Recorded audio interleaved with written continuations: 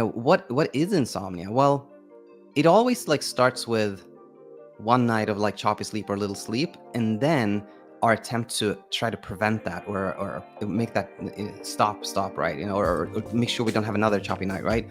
And that's where that sleep efforts come in, right? Our attempts to create sleep makes us have more choppy sleep. So insomnia, in a way, is something that it cannot exist. It cannot exist without our attempts to try to prevent it. It cannot exist without some type of sleep efforts, right? So what is it that can come back? Well, insomnia isn't the thing in its own. So what can come back is our attempts to control sleep again. That can come back. Hi everyone, and welcome to another really special Talking Insomnia episode. We have Brady back with us. Welcome back. Hello, everybody. Thanks, Daniel, for having me again. yes, it's super nice having you back. And for those of you who missed your first episode, definitely go back and check it out. But in that first episode, you actually already then had some questions for me, and I thought it was like you had a really neat question and questions that I thought could be really helpful for the audience for me to answer. So I hope you have a bunch more, because today I'm gonna kind of hand over the speaker role to you, and you now ask me questions. All right, that sounds good. Yeah, I've got my list here, so hope you're ready to see what I have to bring today. Yeah, thanks, Daniel. I've sort of structured it in a few parts. I thought I'd give a little update on where I am today. I think we spoke about a month ago, so thought it'd be worth kind of what's changed in that time and a few questions coming out of that, and then kind of into more general emotional sleep community questions, if that works for you. Sounds great. Awesome. Okay. Yeah. So a bit of an update where I'm at. I think over the last couple months, I've been sleeping generally well. But interestingly, and I mentioned this last time, is whether I was nervous for this session or whatever it was. I did sort of have a speed bump last night. It took me a really long time to fall asleep, and it did feel kind of different. It almost feels weird to call it a speed bump this time around. Like every time, previous speed bumps, it's sort of this, oh my gosh, I'm falling back down into the insomnia cavern or what have you. But this one just I felt calm, and it just felt like a new um how do I say, yeah, like it was just a bad night, and now I'm just a little tired today. It's just, yeah, so I'm still learning, which is interesting, and kind of this prompted by discussions with you and having to dig into my notes and come up with questions. Yeah, so feeling good about that. But I'm also off my anti-anxiety medication. I think that's still a bit of a bumpy ride as well for those others out there who are transitioning off or on. And then it feels like I'm just in this. It feels a bit stuck. Aside from what I just said about last night, but I've just been this. I think Coach Alina and Michelle call it this long tail of recovery, where everything's sort of flattened out a bit, but sleep is still this sort of trigger word in your life. It's still on my mind. There's still this apprehension about travel or big days ahead. There's still some level of sleep feeling performative in a way where it didn't before. And I thought of it this morning. It kind of feels like climbing this mountain where I've kind of come out of the the depths of the insomnia cavern, and now I'm sort of reached the trees and the sunlight and the alpine, but I'm still climbing. And if you've ever gone on a hike, you sort of sometimes you reach those false peaks. You say, oh, the peak's right there, and you get to the top, and it's still, oh, there's still more to climb. Oh my gosh, okay. And I guess my question to you is, a lot of your content is about the sort of deeper parts and the lower parts of the mountain, but being on this sort of higher levels of the mountain and not really sure what, if there's an end state, or what to do, if I should just sort of let go or if there's more to learn. um, is there ever really a peak? Do I ever get to just ski down the other side? uh, any suggestions or thoughts on this sort of long tail Yeah. Firstly, thanks for sharing this, and I'm sure a lot of the listeners would be curious about like where things are with you. So that's really helpful as the as an update, and very neat questions as well. I would say that mostly when our students are sort of where you're at, they have already graduated the program, and they don't book calls with me. So it's I get to coach on this or teach on this much less than when Right. people are kind of really in a struggle, right? So so with that said, I would say that the what you're describing is still like very familiar, something I had many times. And I would say this, that uh, is using the analogy of like the peak, like do we ever get there, like is there kind of a final stage or something like that? In one way, I would say the answer is, the answer is definitely yes, in a sense that you'll arrive at a place where sleep, the word sleep is no longer a trigger word. You barely ever have like a worry thought about sleep. You generally sleep well. Yeah, definitely you arrive at that place simply by by virtue of like taking note of everything you've learned so far, right? But in another way, the journey never ends, in a sense that what's led you here is to a great degree introspection, self exploration, kind of learning about yourself, paying attention to your own thoughts, your own emotions. And once you've started doing that, it's like you cannot unsee that. I think forever, for your rest of your life, you will have that, like sort of like the third eye. You will be curious about yourself, you learn about things about yourself. So in that sense, it's not like the recovery journey ends, it's more like it becomes part of your life forever. Hmm. And I think that's a wonderful thing. um Now, I'll maybe add one more thing before kind of going back to you here, and it's like, um, it it can seem in some way that you've climbed out of a cavern, and now you're in a place where at least there's some trees and some green, and what was that climbing? Well, to me, the only sort of helpful effort on the path of leaving the struggle is education. So in a sense, that is something that requires some doing, right? To learn, to study. But that in itself isn't really what leads to like the struggle fading and things getting easier for you, sleep happening easier.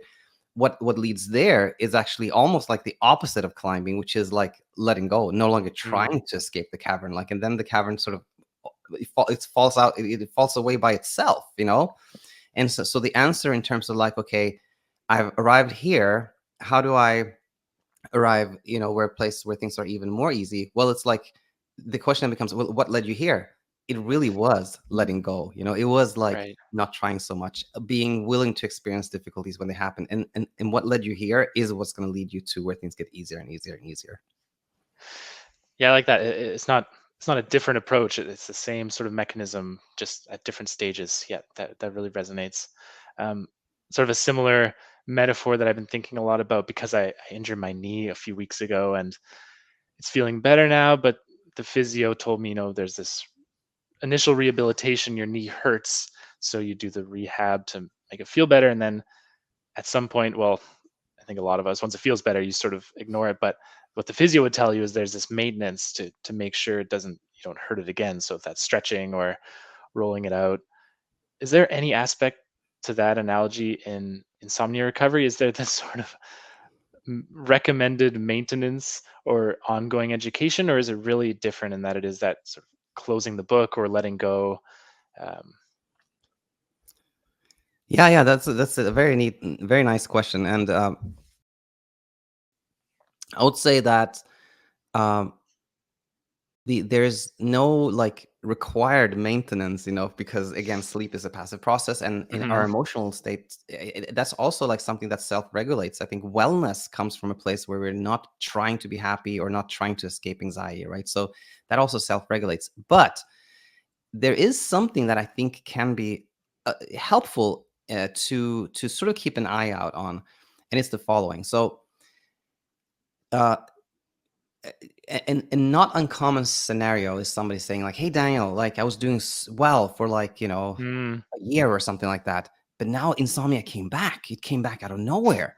you know and then I always uh teach the following, that what is insomnia? Well, it always like starts with one night of like choppy sleep or little sleep, and then our attempt to try to prevent that, or make that stop, right? Or make sure we don't have another choppy night, right?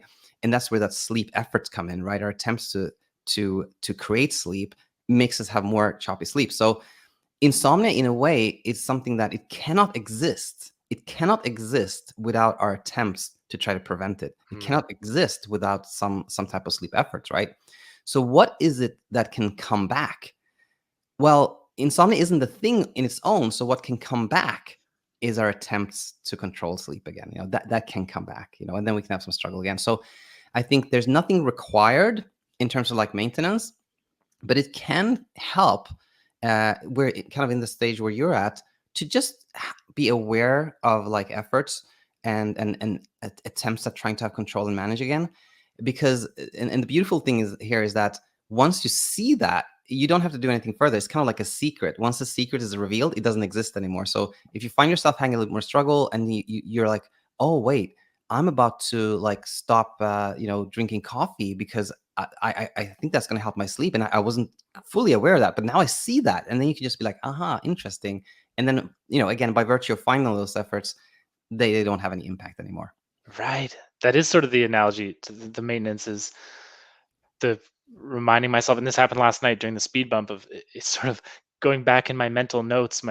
What did I learn? Oh, right. Okay. Yes. And it's truing up that because those thoughts do pop in of like, oh, maybe I should, darken the blinds some more. And oh, wait, I think you're right. That is really what it is, and that is reassuring because I think the most fearful part of this long tail is the fear that it yeah comes back. That's the ultimate fear is I don't want to go back to where I was and that those depths. I want to continue on this nice path, and paradoxically that makes it scary. Um, but knowing that you have this education, just like I have my foam roller for my knee, if it starts to act up, that could really sort of relieves that stress. Um, and so, such a nice thought to know that insomnia can't return um, if you have that education, knowing that yes, sleep efforts are what keep it going. Um, that's a great answer. My next one was about unless you had anything else there. No, no. Yeah. Well, actually, since you asked, like, I want to sneak one little thing in there, which is uh, on the topic of like worry thoughts. And sometimes people say, "Hey, Daniel, like I'm sleeping fine, but I'm still like this is month later. I'm still a little bit like triggered by the word sleep, for example, or still have some worry thoughts and things of that nature." And what I often want to share then is, think about some other really intense, emotional event in our life. Like, imagine somebody had a car accident. That's really scary, right? And for a couple of days, that person may have a real hard time driving, but let's say they still do it, right? And then it gets a little easier for them. But a week later, or 2 months later, or even like 6 months later, they may still be a little bit apprehensive and a little bit having like, be careful now. What if this happens again? Things of that nature, right? And if somebody tells us that, then we don't go like, why? Why are you still a little bit worried about driving? They like, we were like, You get it. of Yeah. course you do. Like, yeah, that was a really intense thing. And insomnia is also very intense. It's a similar kind of traumatic type, experience. So the fact that we still have a little worry signals from that, like months later, is completely normal. And I think that's just so helpful to think about, because if you think like, oh no, I shouldn't have those thoughts, then we can get caught up in kind of a little bit of struggle. But when we go like, yeah, of course I have a little worry thoughts here and there, then there's no kind of attempt to Right. intervene and things get easier. Right. The car accident example is so obvious because I think generally friends, family, society can resonate with that. Yeah, that is scary. Um, and Coach Michelle in a recent video said, give yourself, and I know timelines are not the greatest thing to attach to, but give yourself 6 to 12 months. Like it takes time to, fears take time, whether it's fear of public speaking. The job I have today requires a lot of public speaking, which I went through engineering school, never having to talk to anybody. And so it's really scary. And it took years I still get nervous. Um, to get to that point. So being, I guess, kind to yourself, yeah, allowing that timeline makes a lot of sense. Yeah. Um, it just popped in my head, but on the car accident piece, I recall this paradox of worry that, say, a mother sees her daughter go driving for the first time and is really worried, and then her daughter returns back safe and sound, and then the brain sort of learns that, oh, by worrying, nothing bad happened. And I've been thinking about that recently. I don't know if you have any thoughts on that, but how do you sort of address that paradox? Um, that I think that's what's been happening over the last couple months is I think about sleep, I worry about it, and then I sleep well, and and then I paradoxically worry that that I'm just reinforcing thinking about sleep, and then I sleep well. I don't know if that makes sense. No, no, I think it makes sense, you know, um, yeah, our brain can come up with all kinds of ideas of why things are getting easier for us, including like, it's thinking like the worrying helped, and another way people express this is to say like, hey, Daniel, like it's sort of like my brain is telling me not to let go completely because it's basically saying like if you completely let go, if you don't think about this and worry about this at all, then something bad can happen. And so how do we meet this? I think mainly here is education. We can just sort of look look around us, and most people that we know that have no struggle sleeping, they don't worry about sleep, they don't think about sleep, and just knowing that, again, the worrying is normal, kind of based on that example we had, and just the knowledge that worrying doesn't help with sleep. If anything, it can make it a little trickier. I For think sure. that's all, and then automatically, like, the brain will see that there's no need to worry, and then they'll happen less, Yeah, something yeah, like that. yeah. I think that's right. The last question I had on sort of my personal journey to date is the idea of experimentation. So reaching a point where you feel confident or courageous enough to sort of push, like public speaking, for example. That if you're afraid of public speaking, you go and you go to Toastmasters and talk in front of a few people, and then you go talk to 10 people, and then go on stage at a conference.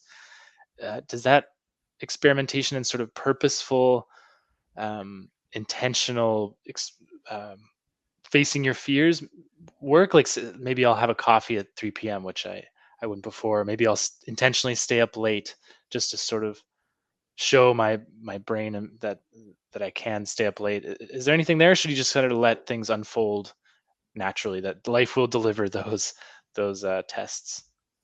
Yeah, I think what you said, the last thing you said, that life will deliver those, I think that's very, very true. And what I want to say there is that nobody needs to kind of like manufacture something to challenge themselves with, to then show that the brain that is safe, something like that. Hmm. But what, on the other hand, like what you described there as sort of like, oh, I usually, before, I used to have coffee like after 1 p.m. and I haven't in a while, and maybe it's time for me to do that. That to me that doesn't sound manufactured at all. That sounds sort of like just going back to what I usually did, Mm. or or sometimes like when you're kind of like, you're gonna watch a movie and it's like 10 and you're like, oh, maybe I shouldn't do this. That again is the world, like life kind of delivers you an opportunity to challenge something, right? So all that I think is really helpful. The it, you're not asking at all about this, but sometimes has happened, in our community and with people I worked with, is that they hear like, oh, um, I need to show my brain that I'm safe in this situation. I'll just give you one example from our Insomnia Immunity program. That we had a student, and for her, what was really scared to her was camping. Okay. But she loved camping, and her family loved camping. So she's like, okay, I'm going to show my brain that it's fine to go camping. But what Mm. she did was she just randomly one day put up a tent in her backyard, you know, and then she was just like trying to camp in her own backyard to show her brain that it's safe to camp, so that she wouldn't be scared, so she could go camping for real. And that wasn't so helpful for her. And that's again because that wasn't really, it wasn't like the actual event that she was afraid of that was happening. It was sort of a manufactured version of and the intent was again to show the brain that it was safe, so she could, like, it was too complex and too complicated. So and it wasn't like the real thing. So I think again, if somebody feels like, I think it's time to kind of challenge myself and do something I've not done because I've been afraid of them, that sounds very, very helpful.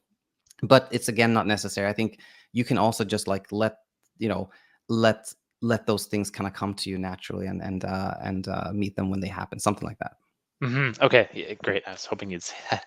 Um, and camping, I really resonate with that. We have some camping trips coming up, and I mean, the thought has crossed my mind. Yeah, maybe I should set up a tent.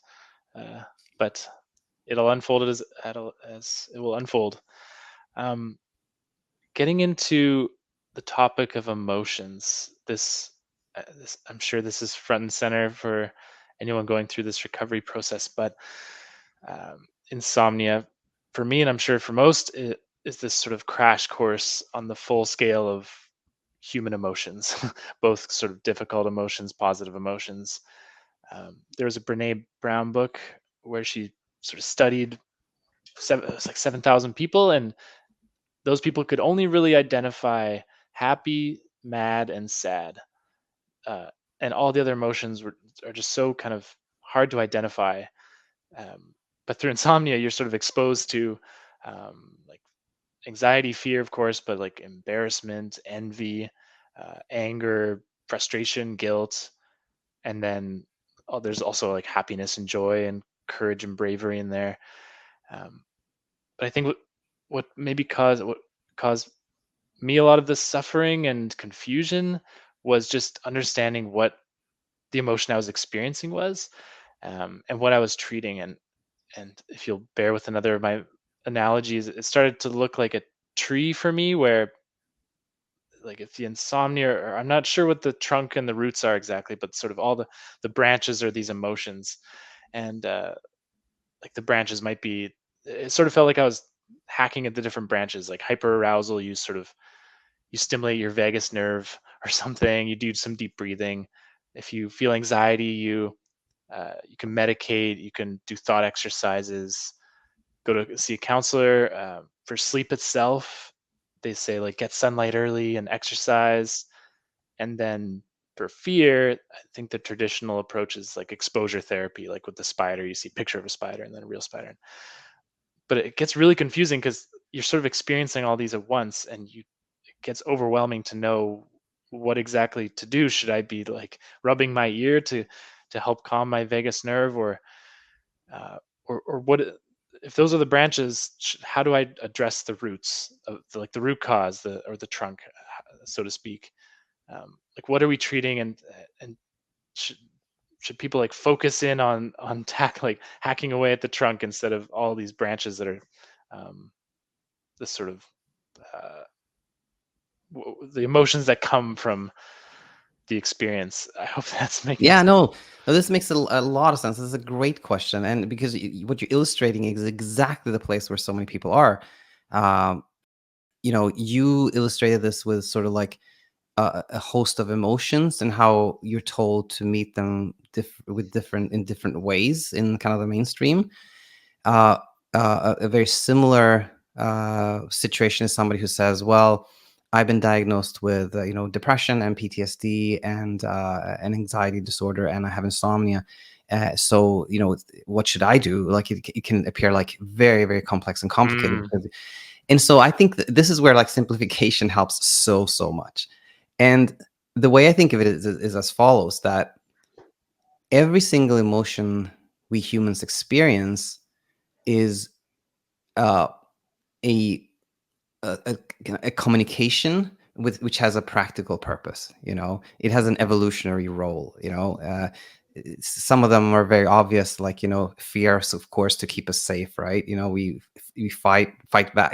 We fight or flight, right? That's to keep us safe. Happiness is kind of like stimulates some opportunistic behavior that leads to more survival, right? That's like, oh, this is some apples there makes me happy. I'm gonna eat the apples. Like it makes the brain is kind of like, oh, this is good. Like go for that, right? That's mhm, mhm. happiness is there for that, and excitement, and sadness is sort of like, we elicit sympathy from other people in our tribe that helps us survive. Or sadness can also be like, oh no, maybe you should stop doing that. That's not going to help. Maybe you should do something else. So if again, emotions are just there to help us, to guide us. There's never anything wrong with them. But what then if we experience like a whole host of difficult emotions, the anger, frustration, the shame, guilt, and all of this?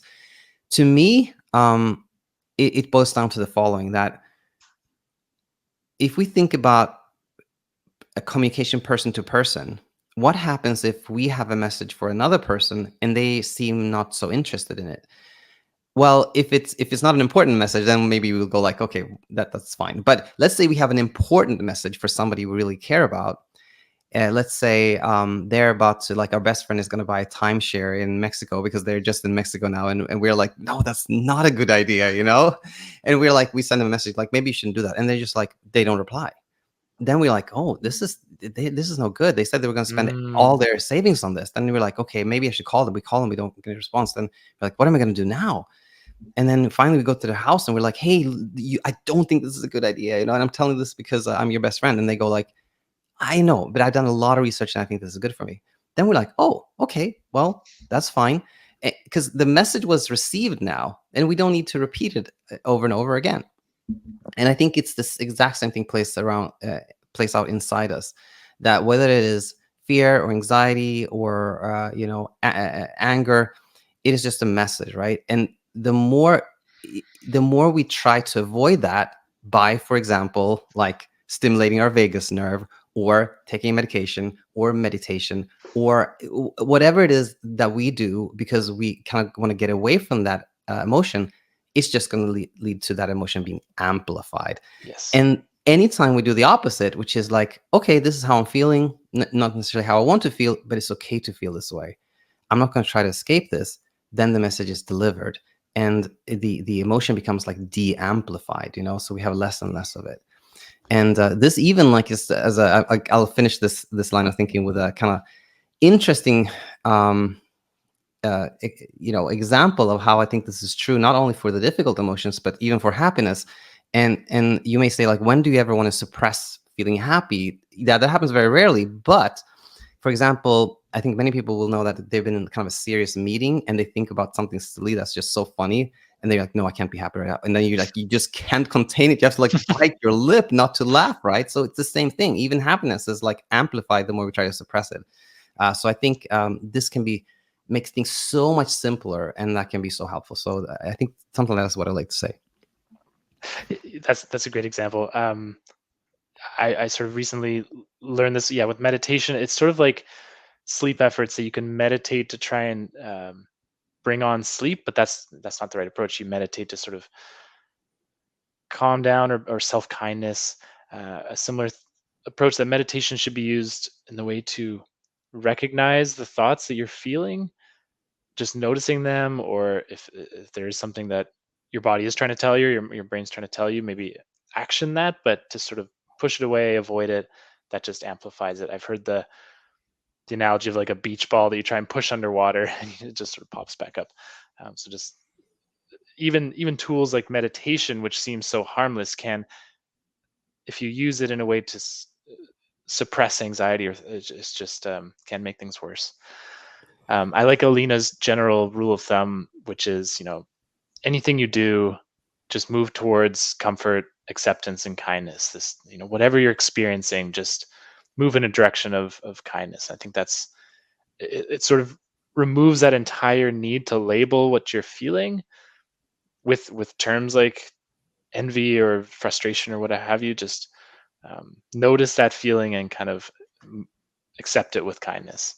Yeah, that sounds Makes things a lot super. easier. Yeah. uh, and sort of a similar question, that, we talked about this last time, that Western medicine, we love to label emotions. We love to say, you have a mental disorder or a mental illness, which, for an anxious person, it just probably does absolutely nothing good. Where anxiety is this normal emotion that we all need and have. Um, and the idea of negative emotions, that maybe that's the wrong term, that they're just emotions, this sort of full spectrum of emotions that it's normal to feel. Uh, I saw a book called Thriving with Anxiety, which I thought was a really interesting term to not only say like you can cope with anxiety, but you can thrive with anxiety and use it as this like superpower. And my question is, do you think there could ever be a book called Thriving with Insomnia? uh, y- you know, uh, not maybe thriving with insomnia, but thriving on little sleep, for example, definitely it could be a book on that. And because insomnia is like, the way I think of insomnia is like, it's like a struggle that comes from a fear of not sleeping, right? And when we're in a struggle, we may not thrive, but there's definitely like many histories full of people who've done exceptional things on very little sleep. So I think thriving on little sleep, like that, they could definitely book like that. Your next book, Daniel. Uh, I agree. Yeah, and I feel that today. I had fairly little sleep last night. I'm feeling good today. Um, so let's see. My next question. Thanks for all these questions. Is on the body. So a lot of, I think, your education and like Western medicine approaches to tackling anxiety or insomnia or what have you, it all focuses on the brain. Um, but the body is this sort of receptacle of emotions that I think absorbs a lot of what we feel, and um, we only really notice it when we're having, say, hyperarousal sensations, like, oh, what's going on in my body? But we're generally not very in tune with our bodies. Um, and we have tools like, yeah, the vagus nerve, or acupuncture, deep breathing, and so on, muscle relaxation. But how do you think, since your body is so important and takes on so much of the weight of, managing your emotions and absorbing stress and things, how might your teaching sort of extend to the body, or where does the body come into it for you? That's really great. You're asking really neat questions that don't actually come up so much. Hmm. Um, because the most of the teaching I do is kind of like somebody who's struggling with insomnia, and they more more specific on like on that. So this doesn't come up very often, but I would say the following, that we can definitely like experience a lot of emotions in our body. Like everyone knows that we can have like the knot in the stomach, or like the headache that we know can come from we were stressed, or things of that nature. Now, I personally, I think that those what we experience in the body ultimately comes from like our thoughts and emotions, which are like centered in our. That's what I think. And I know some people say like, well, no, look, the body keeps score, or you hear of things of that nature. Hmm. I've never actually, I don't think I ever talked to anyone about this, but I came up with kind of a silly example in case I ever did, which would be like, we can feel like tingling in our fingers, for example, when we're anxious.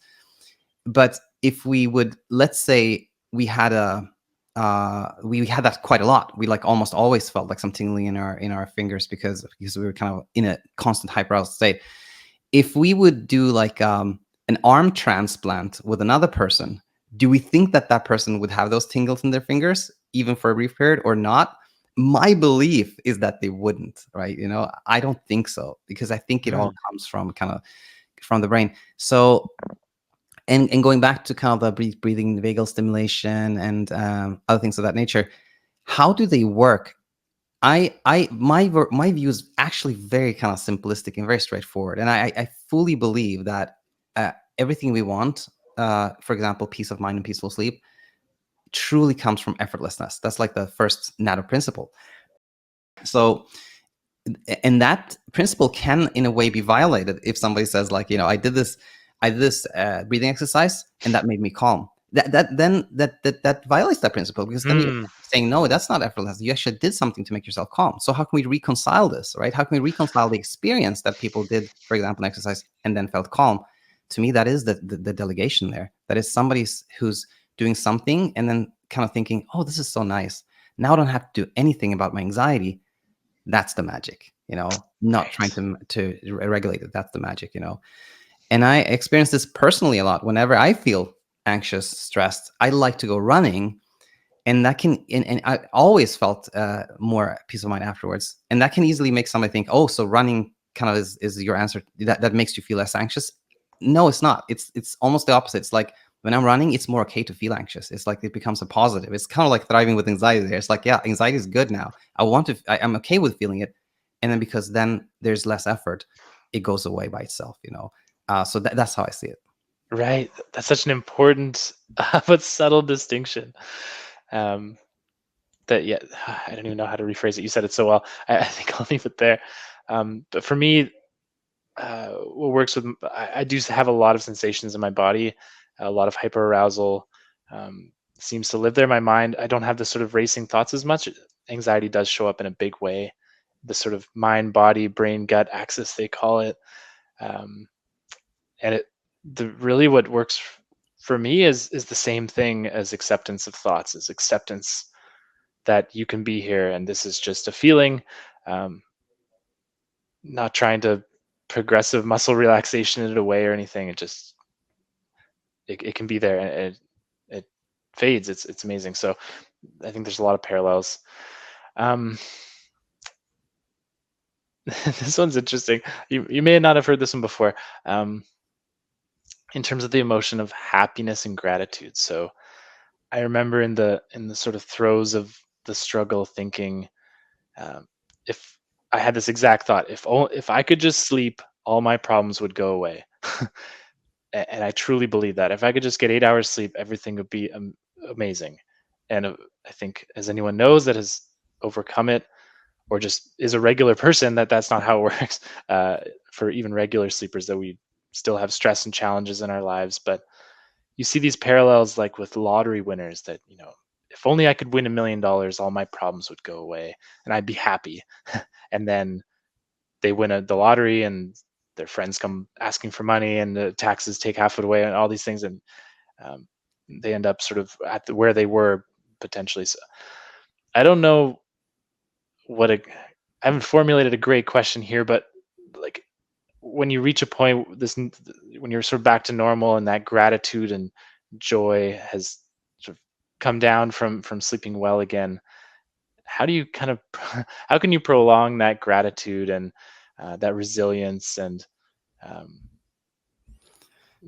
yeah, that prolong that happiness, which is the societal question for happiness. Really, many books have been written on it, but if that makes sense to you, I see a lot of Yeah, parallels. no, it makes sense. And I don't know when I learned this term. It was not super long ago, maybe a year or 2 years ago, and it was my wife who told me about arrival fallacy. That's basically the name for what you're describing. It's called arrival Yes. fallacy, right? Have you heard that before? No, but it's You self-explanatory. immediately know what it means, right? When Yeah, you yeah. hear it, like, and it's the idea that once I get this, then everything will be golden, and it's never true, And I think that's because, like, we're I mentioned that kind of like the first principle of NATO is like the effortless principle, saying that everything we want comes from effortlessness in terms of like our inner experiences. And the second principle is the principle of survival, which says that, everything that's alive is designed for survival. Like the tree you mentioned before, for example, why does it have roots, a stem, leaves? It's all for survival. Same thing with us. Like, why do we have eyes and ears and fingernails? All for survival. I think it's the same thing. And same thing applies to thoughts and emotions. It's all really there for that survival purpose, right? And so with that in mind, we are it's almost this paradox between these two principles, that on one hand we have a wonderful experience in life when we're not trying to do anything in particular. We're just being, right? On the other hand, we're designed for like scrapping, looking out, trying, advancing, making sure we're safe, like getting, taking opportunity, right? Which leads us to a place where things are, where we're anything but effortless, right? So I think again, this is where that arrival fallacy is shown to be not true, because we're sort of designed for always looking for looking for challenges, opportunities, problems. Like we don't find that everlasting bliss or peace of mind, But once things have gotten easier, you can definitely have a phase where you're like, oh my God, I'm so grateful that I'm not struggling with this anymore. Things are getting easier. That is wonderful. Now, if we then sort of ask ourselves, as that fades a bit, like, how can I prolong that period, or how can I be more grateful, or be more happy now? Then it becomes this kind of polarity thing, because like trying to achieve or hold on to happiness, to me, it's like it's the exact same thing as trying to get away from the difficult emotions like anxiety Yes. and stress, right? And uh, I think that just brings me back to the reminder that it's like, if you chase a pleasant emotion, it's gonna slip away from you. If you try to escape a difficult emotion, it's gonna come back stronger, right? So what we want is more. It's really peace of mind. And where does peace of mind come from? It comes from neither trying to achieve happiness, or trying to escape difficult emotions. That's where you find peace of mind. And I think one last point on this is like, even the Constitution talks about like the pursuit of happiness, right? Or Mm. is that the Declaration of Independence? I'm I'm from Canada. I'm not sure. Oh, yeah, really? Yeah, I Never was read gonna say, I'm it. I'm born in Sweden. I'm naturalized now, but There I you forget. go. So, you know, everybody who's going to use a born will forgive us there. But That's right. we all have heard of like the pursuit of happiness, right? And I think there's a little confusion there, because happiness is again this like it's emotion. It's meant to be kind of a brief signal, like you see again, like see an apple, you're like, oh, I'm happy, an apple, I can eat that, right? It's not meant to be kind of a permanent state. And when we think it's meant to be a permanent state, that's tricky because we kind of chase it and it slips away. So what do we want? It is again like what we really want is peace of mind, and peace of mind comes from a place where our brain doesn't identify any threat, doesn't identify any opportunity. It's just kind of it's just in that peaceful state of mind. So knowing the difference between, I think, happiness and peace of mind, I think can be really helpful. There's another book for you, Daniel.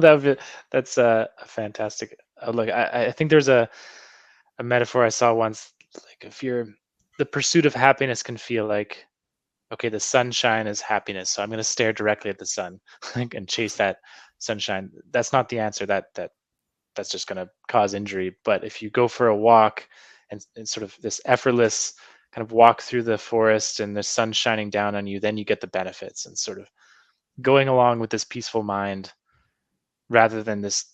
It's funny, it's in like major US literature. The pursuit of happiness is a bit of a paradox. That pursuit sort of leads to that grasping, which ultimately you don't end with happiness. So that indirect peace of mind, I think, is really an important term here.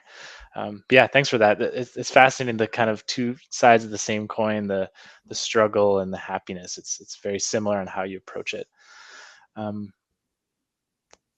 Yeah, thanks for that.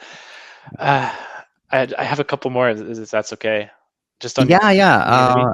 We Feel can free to. at least 10 more minutes or so we can go for sure from Sure, our yeah, mind. that's great. I just have a couple more. It's really about your community. I've been thinking a lot about that. It's an interesting community in that I think a lot of us never thought we'd arrive or be part of a community like this.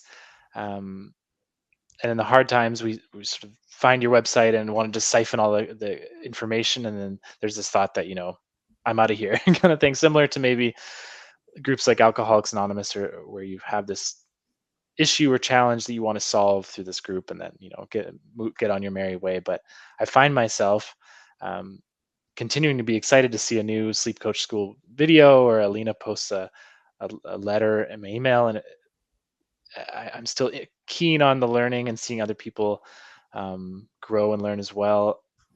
So do you think leaving the journey, the recovery journey, does it mean you leave this community, or should you should fully letting go kind of be leaving the community, or do you see things otherwise, that people do sort of stick around, or that it gets back to that continuous education? But how do you see that unfold?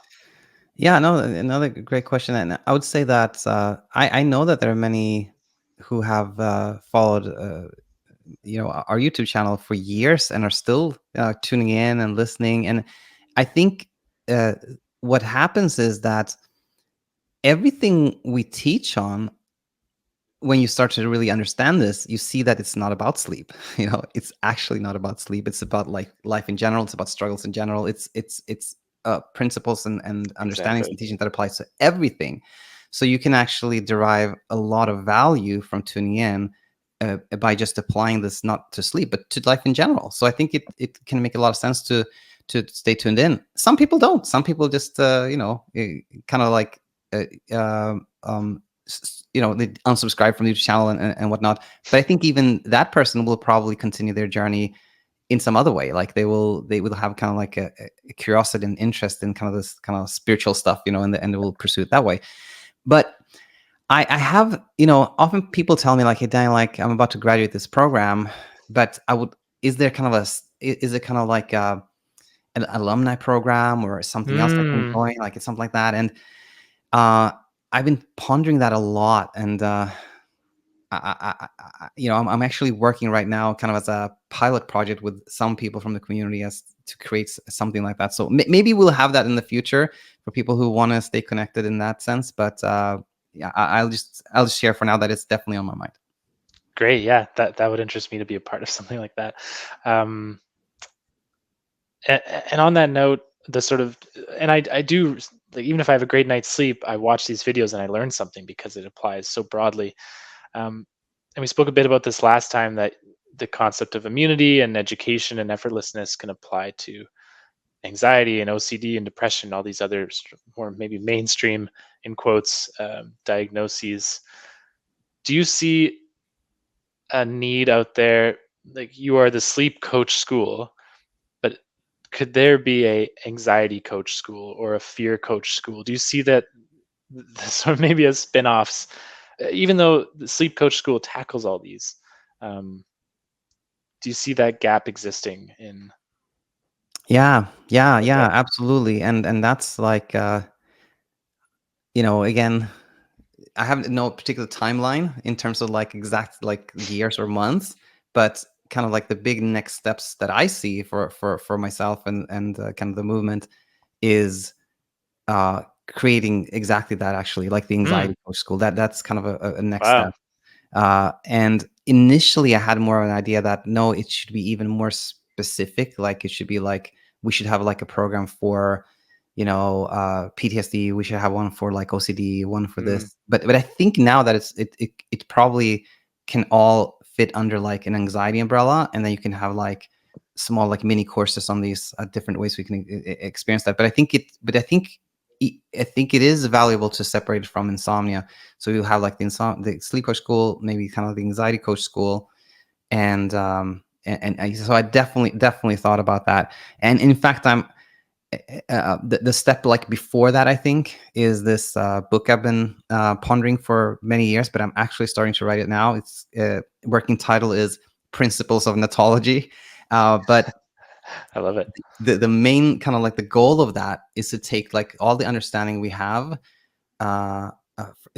from learning about insomnia, and apply that to like all the inner struggle we have, right, in a very Mhm. systematic way, so you can clearly see that there's no principal difference between actually any of these struggles, right? And once we have that framework, I think the next step would be to create something like the anxiety coach school. And um uh you know I even thought about like the education to change that, so that there would be sort of almost like math, like a kind of bachelor's master system, that for anyone who wants to become a coach, they would have like a bachelor Oh, sure. Yeah. type thing in like the fundamentals of our way, and then they would go to like the more practical Specialists. part. Yeah, exactly. Then you go to Right. this, you go to here, and something like that. But it's definitely been on my mind. Yeah. Oh, I love that idea. I'm glad you've been thinking about it, because I see these teachings, they kind of live in this more niche world of insomnia. But like, the reason I keep watching these videos is because I'm like, oh, sleep, that's so last year. But anxiety is still this struggle that I work with every day. So it's the same. I'm just using the same techniques, and like I can only think how many people would benefit from just, it's the same tools. It's great to hear. I think it sounds like I put a lot of homework on your plate, or you already have a lot of homework on your plate. But maybe my last question that I'll finish with is just sort of a general one. Is last time you said you've spoken to hundreds of people, which is incredible. Success stories and one-on-ones and group coaching. You've done this for a while now. Is there anything that still kind of surprises you, or anything that you are still learning, big gaps, or um, yeah, what's exciting Yeah, you? that's a nice question. I would say Uh, it was a very, very long time since somebody asked me a question that I was like, I felt like surprised, or Mm, I was like, I don't know the answer to this one. I would say the last kind of change for me was the somniphobia, and this is probably like two years ago, where I really thought that people who said like, hey Diane, like I have like I'm afraid of falling asleep. I would meet that with like, no, that's just another way of experiencing insomnia. It's not nothing principally different. Um, but I did see that there's something a little different from that. That's like it's still the same. Like it's still the same in terms of both are fears.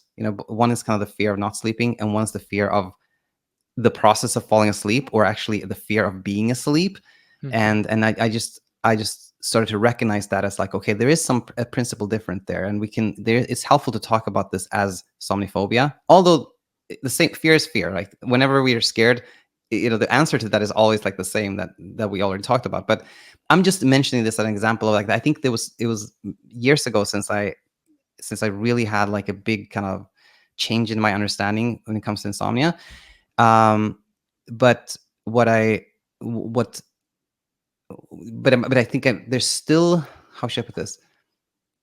What I'm working on now, which is creating like this broader framework that is actually leading me to like seeing some new things. And I don't know exactly when, but I have this like new model. I'll just go over it super briefly here, but I'm going to call it maybe the 4 elements model. What I'm seeing is that so many things that we define as like a disorder fits into this model where we can have like either like the first element, which is like tokenization. Tokenization means like something that's that is in itself harmless has become identified by the brain as a threat. So, for example, you know, not sleeping, right? We're afraid of something, right?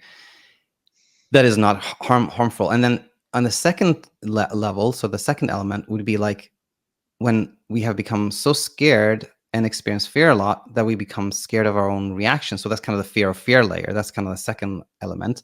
And the third element is the efforts to kind of stop the things like the fear that came from the first 2 elements.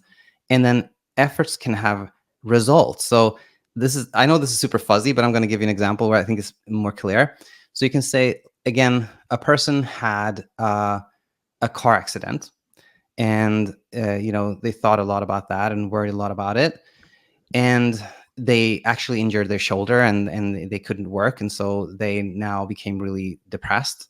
And because they were depressed, they started drinking a lot of alcohol, and now they gained a lot of weight, and now they're going to the doctor, right? And if the doctor says like, oh, you had this accident and you're thinking a lot about that, we really worried about that, you have PTSD and you need to see a PTSD counselor. But if the exact same person came to the doctor and the doctor said, "Oh, no, you're feeling sad all the time. You're depressed. I think you need to be on an antidepressant," right? That could happen, right? Yep. Or the exact same person again can see the doctor and they're like, "Oh, you're drinking a lot of alcohol. You have a substance abuse disorder. Right. And you need Right. to go to AA," right? Or the same doctor could then say, "Oh, you gained a lot of weight. You have some weight management issue. Right. You need counseling for that."